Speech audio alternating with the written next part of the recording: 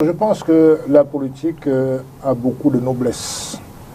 Il ne faut pas, comment dirais-je, dévergonder la vie politique à travers des comportements oisifs ou en tout cas des comportements qui laissent à désirer. Moi, je considère que la politique, pour moi, c'est la plus haute expression de la charité humaine.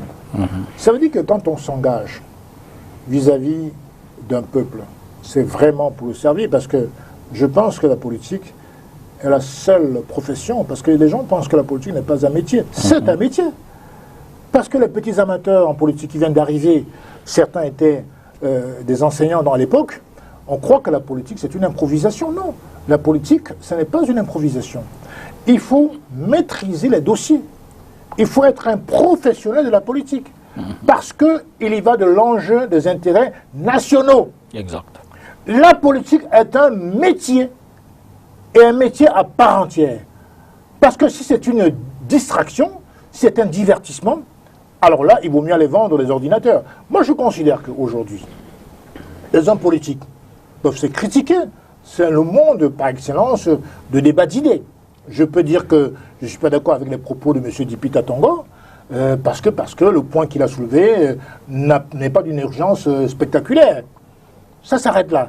Mais quand les guéguerres pour son strapontin personnel sont déversés sur les réseaux sociaux, alors là, ça impacte sur l'éthique de la politique. Or, le problème dans notre pays, c'est quoi? Qu'est-ce qu'on reproche aux hommes politiques, aux femmes politiques? C'est parce que, justement, les hommes et les femmes politiques s'illustrent davantage par un déficit, effectivement, de l'intégrité et un déficit de l'éthique politique.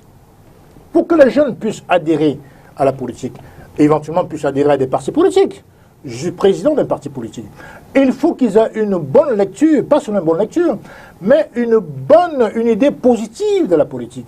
Qu'est-ce que ça nous renvoie? Des guéguerres à travers les courriers sur Internet, des fuites confidentielles, des lettres dites confidentielles.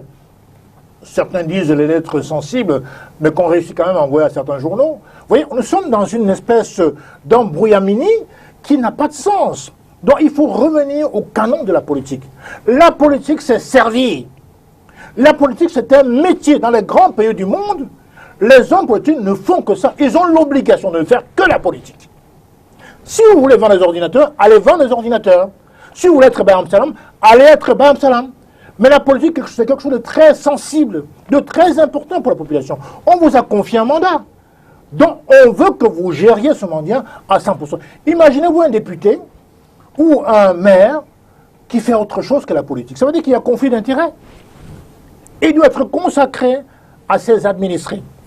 Il doit être obsédé par l'amélioration des conditions de vie de ses populations. C'est de ça qu'il s'agit. Donc ce côté paillette, ce côté secondaire, mais néanmoins nocif de la politique, n'honore pas la politique et nous freine pour l'émergence. Parce que quand nous parlons d'émergence, c'est aussi l'émergence des comportements.